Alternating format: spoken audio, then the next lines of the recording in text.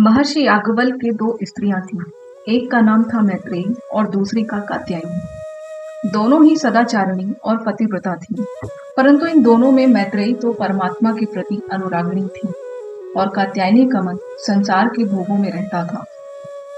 महर्षि याज्ञवल्क्य ने संन्यास ग्रहण करते समय मैत्रेयी को अपने पास बुलाकर कहा कि हे मैत्रेयी, मैं अब इस गृहस्थ आश्रम को छोड़कर संन्यास ग्रहण करना चाहता हूँ। तुम दोनों मेरे पीछे से आपस में झगड़ा ना कर सुखपूर्वक रह सको, इसलिए मैं चाहता हूँ कि तुम दोनों को घर की संपत्ति आधी आधी बांट दो। स्वामी की बात सुनकर मैत्रेयी ने अपने मन में सोचा कि मनुष्य अपने पास की किसी वस्तु को तभी छोड़ने को तैयार होता है जब उसको पहले की अपेक्षा कोई अधिक उत्तम वस्तु प्राप्त होती है। महर्षि घर बार को छोड़कर जा रहे हैं, अतः इनको भी कोई ऐसी वस्तु मिली होगी जिसके सामने घर बार सब तुच्छ हो जाते हैं। अवश्य ही इनके जाने में कोई ऐसा बड़ा कारण होना चाहिए और वह परम वस्तु जन्म मरण के बंधन से मुक्ति लाभ कर अमृत तत्व को परमात्मा को पाना ही है। इस प्रकार विचार कर मैत्रेयी ने कहा, भगवन, मुझे यदि धन धान्य से परिपूर्ण समस्त पृथ्वी मिल जाए तो क्या उससे मैं अमृत तत्व को पा सकती हूँ? याज्ञवल्क्य ने कहा, नहीं, धन सहित पृथ्वी की प्राप्ति से तेरा धनिकों सा जीवन हो सकता है, परंतु उससे अमृत तत्व कभी नहीं मिल सकता। मैत्रेयी ने कहा, जिससे मेरा मरना ना छूटे उस वस्तु को लेकर क्या करूं? हे भगवान, आप जो जानते हैं, जिस परम धन के सामने आपको यह घर बार तुच्छ प्रतीत होता है और बड़ी प्रसन्नता से आप सबका त्याग कर रहे हैं, वही परम धन मुझको बतलाइए। याज्ञवल्क्य ने कहा, मैत्रेयी, पहले भी तू मुझे बड़ी प्यारी थी, तेरे इन वाक्यों से यह प्रेम और भी बढ़ गया है। तू मेरे पास आकर बैठ, मैं तुझे अमृत तत्व का उपदेश करूंगा। मेरी बातों को भली भांति सुनकर उनका मनन कर। इतना कहकर महर्षि याज्ञवल्क्य ने प्रियतम रूप से आत्मा का वर्णन प्रारंभ किया। उन्होंने कहा, मैत्रेयी, स्त्री को पति के प्रयोजन के लिए प्रिय नहीं होता, परंतु आत्मा के प्रयोजन के लिए पति प्रिय होता है। इस आत्मा शब्द का अर्थ लोगों ने भिन्न भिन्न प्रकार से किया है। कुछ कहते हैं कि आत्मा से यहाँ पर शरीर का लक्ष्य है।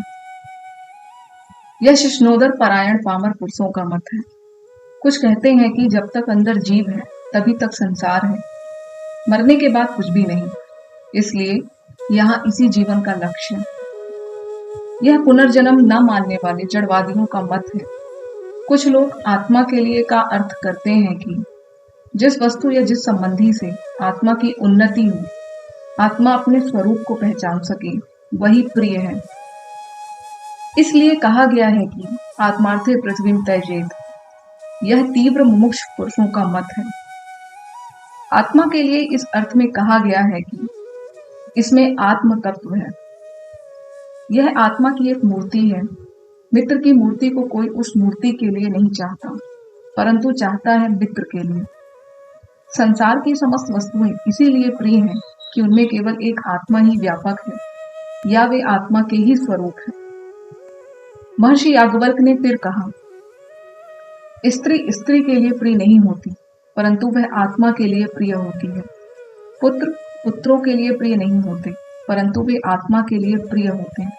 धन धन के लिए प्यारा नहीं होता, परंतु वह आत्मा के लिए प्रिय होता है।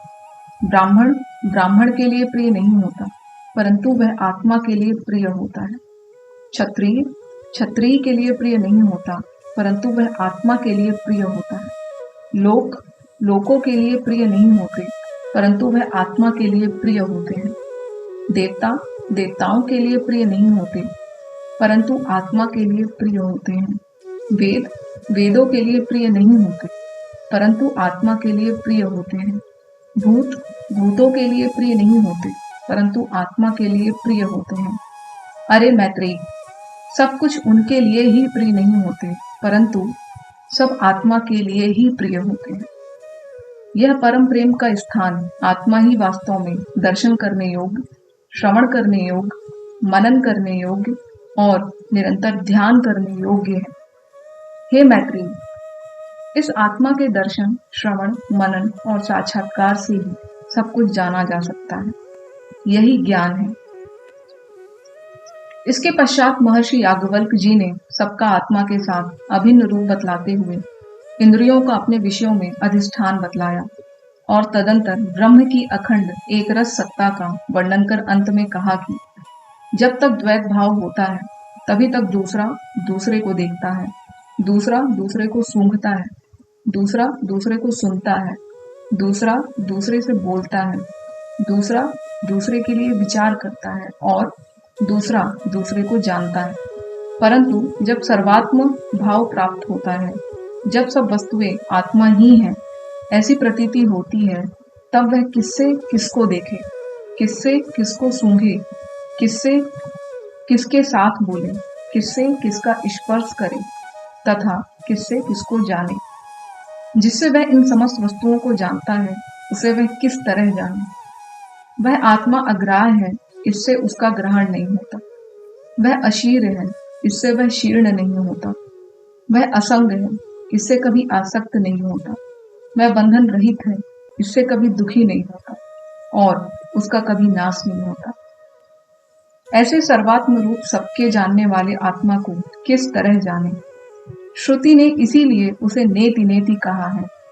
वह आत्मा अनिर्वचनीय है। मैत्रेयी, बस तेरे लिए यही उपदेश है, यही तो मोक्ष है। इतना कहकर याज्ञवल्क्य जी ने संन्यास ले लिया और वैराग्य के प्रताप तथा ज्ञान की उत्कट पिपासा के कारण स्वामी के उपदेश से मैत्रेयी परम कल्याण को प्राप्त हुई।